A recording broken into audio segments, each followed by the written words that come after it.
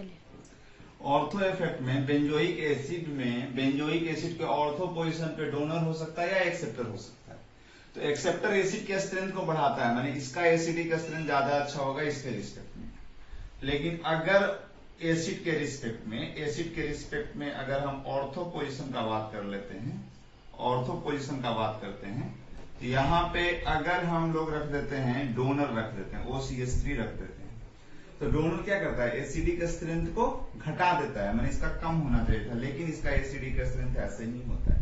मैंने डोनर रहे या एक्सेप्टर रहे, acidic strength ortho substituted benzoic acid का ज्यादा हो जाता है। एसिडिक स्ट्रेंथ ऑर्डर हम इस तरीका से कर सकते हैं, है ना, ये एसिडिक स्ट्रेंथ ऑर्डर हो गया। नाउ इसका हम रीजन दे रहे हैं कि क्यों ऐसे हो जाता है ना, इसका रीजन दे रहे हैं कि क्यों ऐसे होता है। देखो आप थोड़ा सा ऑब्जर्व करो केस को, ये एसिड है बाबू, और एसिड के केस में आप बोलोगे कि फिनाइल ग्रुप जो है वो रेजोनेंस स्टेबलाइज, यहाँ पे ये इसको क्या करेगा, इलेक्ट्रॉन्स डोनेट करेगा। तो ये वाला ग्रुप जो है वो पाई डोनर का काम कर रहा है, हाँ ये वाला ग्रुप डोनर का काम कर रहा है। एसिड के लिए फिनाइल ग्रुप जो है वो डोनर का काम कर रहा है, मीन्स प्लस R का काम कर रहा है या प्लस N का काम कर रहा है। लेकिन जैसे ही ऑर्थो सब्स्टिट्यूटेड बेंजोइक एसिड का हम बात करते हैं, ऑर्थो सब्स्टिट्यूटेड बेंजोइक एसिड का बात करते हैं, तो इस कंडीशन में आप ये बोल दो कि यहाँ पे ये रिपल्सन दे देता है। ये बड़ा ग्रुप जब बड़ा ग्रुप एक जगह चला आता है तो वो रिपल्सन दे देता है, और रिपल्सन देने की वजह से ये वाला बॉन्ड क्या करता है, रोटेट कर जाता है, रोटेट कर जाता है। इसका मतलब ये हो जाएगा कि इसका प्लेन चेंज कर गया, और जब प्लेन चेंज कर जाएगा तो इसका मतलब ये रेजोनेंस में जो होगा, ये ग्रुप जो है वो रेजोनेंस में पार्टिसिपेट नहीं करेगा, not participate in resonance, resonance में पार्टिसिपेट नहीं करेगा। इसका मतलब ये डोनर का काम नहीं करेगा, ये डोनर का काम नहीं करेगा, प्लस R का काम नहीं करेगा, प्लस M का काम नहीं करेगा। कौन सा, phenyl ring. Phenyl ring ortho substituted benzoic acid के केस में डोनर का काम नहीं करता, क्योंकि रेजोनेंस होने के लिए जरूरी होता है कि मॉलिक्यूल्स को सेम प्लेन में होना चाहिए, और यहाँ रिपल्सन की वजह से इसका प्लेनरिटी लूज कर जाता है, यानी यहाँ पे रेजोनेंस नहीं होगा, यानी ये फिनाइल ग्रुप जो होगा वो डोनर का काम नहीं करेगा। इसका मतलब जो डोनर का काम नहीं करेगा तो डोनर क्या करता था, एसिड के स्ट्रेंथ को घटाता था, मैंने इसका कम हो जाएगा, इसका क्या हो जाएगा, ज्यादा हो जाएगा। इसी तरीका से ऑर्थो इफेक्ट हम बोल देते हैं कि एसिड के केस में ऑर्थो इफेक्ट लगता है, और ऑर्थो पोजीशन पे कुछ भी रहे, डोनर रहे या एक्सेप्टर रहे, उसका एसिडिक स्ट्रेंथ क्या होता है, बढ़ जाता है। और ये दो के लिए वैलिड होता है, एक एसिड रहेगा, दूसरा NH2 रहेगा। हाँ, एमाइन के केस में भी ये इसका ऑर्थो सब्स्टिट्यूटेड वाला का एसिडिक स्ट्रेंथ ज्यादा हो जाता है। क्लियर ना, इस तरीका से हम लोग इस बात को ऑब्जर्व करते हैं। इससे हम लोग देखते हैं, देखो बाबू, इसमें हम लोग एसिडिक स्ट्रेंथ चेक करना चाह रहे हैं ना, कि एसिडिक स्ट्रेंथ किसका ज्यादा होगा। तो अब देख लो, ये वाला ग्रुप जो है पारा पोजीशन पे -N का काम करेगा, ये वाला ग्रुप -I का काम करेगा, ये वाला ग्रुप प्लस I का काम करेगा, और ये वाला ग्रुप प्लस M का काम करेगा। अब आप क्या बोल दोगे, एक्सेप्टर जो है वो एसिड के स्ट्रेंथ को क्या करता है, बढ़ा देता है। अब ये दोनों ज्यादा बढ़ाएगा, मीन्स ये सबसे ज्यादा हो जाएगा, सबसे ज्यादा 1 नंबर हो जाएगा, देन 2 नंबर हो जाएगा। अब ये दोनों घटा देगा तो उसके पहले 3 नंबर हो जाएगा, ये कम घटाएगा और ये ज्यादा घटा देगा, इस तरीके से ऑर्डर हो जाएगा, है ना, ये एसिडिक स्ट्रेंथ ऑर्डर हो गया। अब इसमें देख लेते हैं हम लोग कि यहाँ पे ए नोट ऑर्थो सब्स्टिट्यूटेड है, इसका तो सबसे ज्यादा होना है, ए नंबर का सबसे ज्यादा होगा। उसके बाद ये दोनों में देखिए, ये वाला ग्रुप जो होगा -I का काम करेगा, और ये वाला ग्रुप जो होगा वो -M का काम करेगा। एक्सेप्टर बढ़ाता है ना, माने ये ज्यादा -M हो गया, मीन्स स्ट्रॉन्ग एक्सेप्टर है, तो स्ट्रॉन्ग एक्सेप्टर है, यानी इसका हो जाएगा C का, एंड देन B का, एंड देन D का। आपको पता है कि ऑर्थो और पारा पे मेसोमेरिक इफेक्ट होता है, और मेटा पोजीशन पे इंडक्टिव इफेक्ट काम करता है। इस तरीका से इसका ये ऑर्डर हो जाएगा। फिर से सुन लेते हैं, सबसे ज्यादा 1 का होगा, ऑर्थो सब्स्टिट्यूटेड है, देन ये दोनों में चेक करना, दोनों में एक्सेप्टर लगा हुआ है, कम एक्सेप्टर है, कम बढ़ाएगा। एक्सेप्टर एसिड के स्ट्रेंथ को बढ़ाता है, C का ज्यादा हो जाएगा B से, और देन हो जाएगा D का। इसमें देख लीजिए आप, ऑर्थो सब्स्टिट्यूटेड का ज्यादा होगा, मैंने 1 का सबसे ज्यादा होगा, 1 का सबसे ज्यादा होगा। अब यहाँ पे देख लो, ये वाला ग्रुप -I का काम करेगा, ये वाला ग्रुप प्लस M का काम करेगा। डोनर जो है वो घटा देगा, एसिडिक स्ट्रेंथ को डोनर घटा देता है, मीन्स एक्सेप्टर बढ़ाता है। तो 1 के बाद 2 हो जाएगा, और ये वाला सबसे कम हो जाएगा, उससे पहले ये 4 का हो जाएगा, एंड देन 3 का हो जाएगा।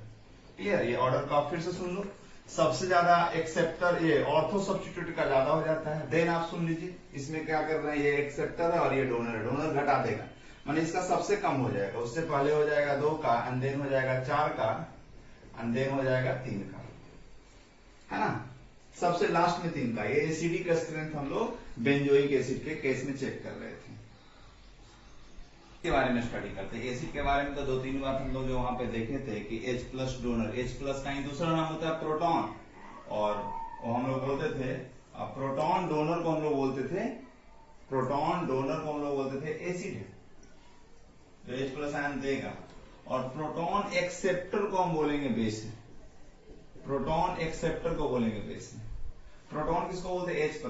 H+ को क्यों बोलते हैं? क्योंकि यहाँ पे इलेक्ट्रॉन का संख्या 1 होता है। हाइड्रोजन के केस में इलेक्ट्रॉन 1 होता है, प्रोटॉन भी 1 होता है। जब H+ हो गया तो वहां पे इलेक्ट्रॉन हो गया 0, प्रोटॉन हो गया 1। मींस H+ में सिर्फ और सिर्फ प्रोटॉन होता है, इलेक्ट्रॉन नहीं होता, इसलिए इसको प्रोटॉन भी कहते हैं। और लोन पेयर, प्रोटॉन डोनर को बेस बोलते हैं। ये ना बोल के हम लोन पेयर डोनर को भी क्या बोलते हैं? बेस ही बोलते हैं। मतलब इलेक्ट्रॉन देने वाले स्पीसीज को हम बोलते हैं बेस। जो जितना जल्दी लोन पेयर इलेक्ट्रॉन्स डोनेट करेगा वो उतना अच्छा बेस होगा। डोनर जो होता है वो बेसिक स्ट्रेंथ को बढ़ाता है, एक्सेप्टर जो होता है वो बेसिक स्ट्रेंथ को घटाता है। अब बोल रहे हैं रेजोनेंस डिक्रीज बेसिक स्ट्रेंथ। जहां रेजोनेंस होगा उसका बेसिक स्ट्रेंथ कम हो जाएगा। जैसे ये देख लीजिए, यहाँ पे ये एग्जांपल दे रहे हैं। ये 2 बात को आपको ऑब्जर्व रखना होगा कि डोनर अगर लगा रहेगा तो बेसिक स्ट्रेंथ को बढ़ाएगा, और एक्सेप्टर लगा रहेगा तो बेसिक स्ट्रेंथ को घटाएगा। रेजोनेंस होने की वजह से यहाँ पे लोन पेयर क्या हो जाएगा? खत्म हो जाएगा, यानी उसका बेसिक स्ट्रेंथ घट जाता है। इसमें देखो ये वाला लोन पेयर जो होगा वो रेजोनेंस स्टेबलाइज है, इसका मतलब लोन पेयर इधर चला आएगा तो आगे देने का टेंडेंसी क्या हो जाएगा? कम हो जाएगा। और यहाँ पे रेजोनेंस नहीं हो रहा है, इसका मतलब बेसिक स्ट्रेंथ इसका ज्यादा अच्छा होगा। इसमें देखिए यहाँ पे नाइट्रोजन पे लोन पेयर है, रेजोनेंस में जाएगा, इसका लोन पेयर घट जाएगा, आगे देने का टेंडेंसी कम हो जाएगा। जबकि यहाँ पे रेजोनेंस नहीं होगा, इसलिए इसका बेसिक स्ट्रेंथ अच्छा होगा। तो बेसिक स्ट्रेंथ के बारे में हम ये बोल रहे हैं कि लोन पेयर डोनर जो जितना बढ़िया इलेक्ट्रॉन दे सकता है उसका बेसिक स्ट्रेंथ उतना अच्छा होगा। और इसके बेसिस पे आप ये बोल दोगे कि resonance decrease basic strength. Now तो ये क्वेश्चन हम लोग कैसे डील करते हैं इसको देखिएगा।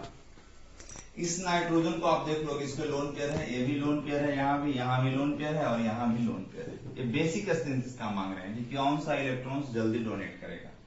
अब देखो इसका ये लोन पेयर जो है वो sp2 हाइब्रिडाइज, इसका लोन पेयर क्या हो जाएगा? ये भी sp2 हाइब्रिडाइज हो जाएगा, और इसका क्या हो जाएगा? sp3 हाइब्रिडाइज हो जाएगा, और ये क्या हो जाएगा? ये भी sp3 हाइब्रिडाइज हो जाएगा, क्योंकि सिंगल बॉन्ड से कनेक्ट है।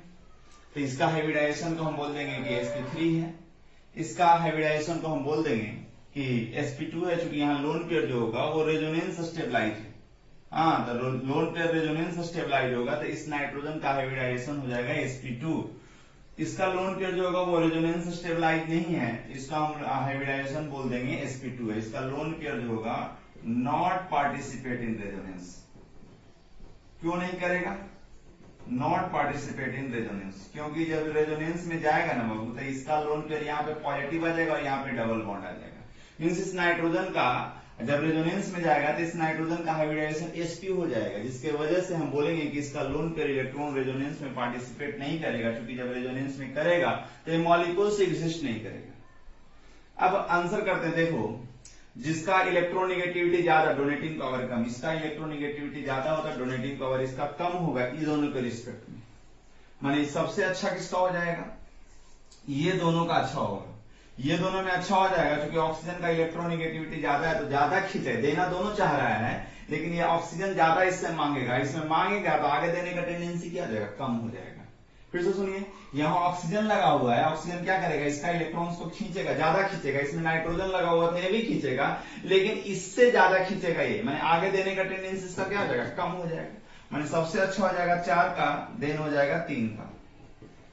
अब इस दोनों में बात करिए, ये रेजोनेंस में जाएगा, इसका लोन पेयर जो है participate in resonance, participate in resonance, ये रेजोनेंस में जाएगा, यानी इसका सबसे कम हो जाएगा, माने 2 का सबसे कम हो जाएगा, तो 1 का उससे पहले होगा, 2 का सबसे लास्ट में होगा। इस तरीके से हम बेसिक स्ट्रेंथ ऑर्डर कर सकते हैं इसका। इसमें देख लीजिए सब डोनेटिंग एटम ऑक्सीजन है, यहाँ लगा हुआ है क्लोरीन, क्लोरीन के पास होता है -I, यहाँ भी है -I और यहाँ भी है -I, यहाँ कोई ग्रुप नहीं लगा हुआ है, तो हम ये बोल देंगे कि एक्सेप्टर लगाओ। एक्सेप्टर क्या करता है? बेसिक स्ट्रेंथ को घटाता है, जो जितना नजदीक होगा वो ज्यादा घटा देगा, मैंने सबसे अच्छा हो जाएगा। यहाँ कोई एक्सेप्टर नहीं लगा हुआ, मैंने सबसे अच्छा हो जाएगा 4 का।